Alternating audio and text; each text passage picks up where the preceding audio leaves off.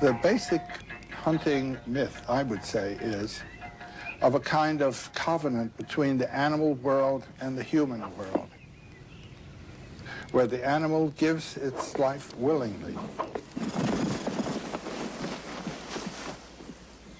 They are regarded generally as willing victims, with the understanding that their life, which transcends their physical entity, will be returned to the soil or to the mother through some ritual of restoration.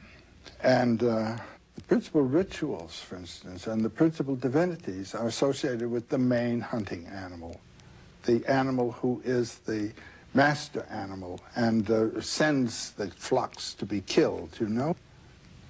The Indians of the American plains, it was the buffalo. You go to the northwest coast, it's the salmon. The great festivals have to do with the run of salmon coming in. When you go to South Africa, the elands, the big, magnificent antelope, is the principal animal for the Bushmen, for example. And the principal animal, is the one that furnishes the food. The food. So there grew up between human beings and animals a bonding, as you say, which required one to be consumed by the other. That's the way life is. Do you think this troubled the early man? Absolutely. That's why you have the rites, because it did trouble them. What kind of rites?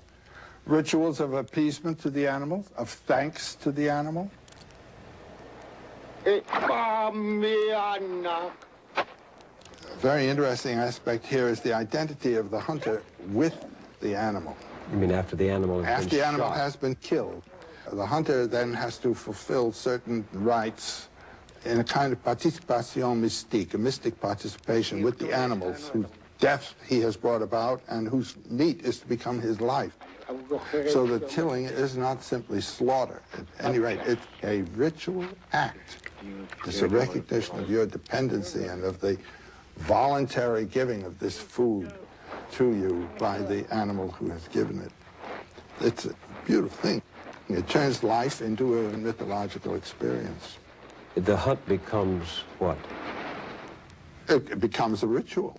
Mm-hmm. The hunt is a ritual. Expressing a hope of resurrection, that the animal was food and you needed the animal to return. And some kind of respect for the animal that was killed. That's the thing that gets me all the time in this hunting ceremonial system. Respect for the animal. Respect for the animal, and more than respect. I mean, that animal becomes a messenger of divine power, you see. And you wind up as the hunter killing the messenger. Killing the god. What does this do? Does it cause guilt? Does it cause... No, guilt is what is wiped out by the myth. It is not a personal act. You are performing the work of nature. For example, in Japan, in Hokkaido, northern Japan, among the Ainu people, whose principal mountain deity is the bear. When it is killed, there is a ceremony of feeding the bear a feast of its own flesh, as though he were present, and he is present. He served his own meat for dinner, and there's a conversation between the mountain god, the bear, and the people. They say, if you will give us the privilege of entertaining you again, we'll give you the privilege of another bear sacrifice.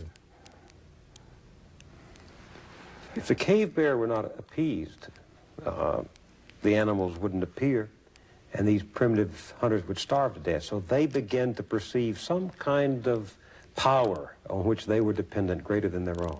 And that's the power of the animal master. Now, when we sit down to meal, we thank God, you know, our idea of God for having given us this. These people thank the animal. And is this the first evidence we have of an act of worship? Yes. Of powers superior to man? Yeah. And the animal was superior because the animal provided food? Well, now, in contrast to our relationship to animals, where we see animals as a lower form of life, and in the Bible we're told, you know, we're the masters and so forth. Early hunting people don't have that relationship to the animal. The animal is in many ways superior. He has powers that the human being doesn't have. And then certain animals take on a persona, don't they? The buffalo, the raven, the eagle. Very strongly. Well, I was up in the northwest coast back in 1932. A wonderful trip. And the Indians along the way were still carving totem poles. The villagers had new totem poles still. And there we saw the ravens, and we saw the eagles, and we saw the animals that played roles in the myths. And they had the character, the quality of these animals.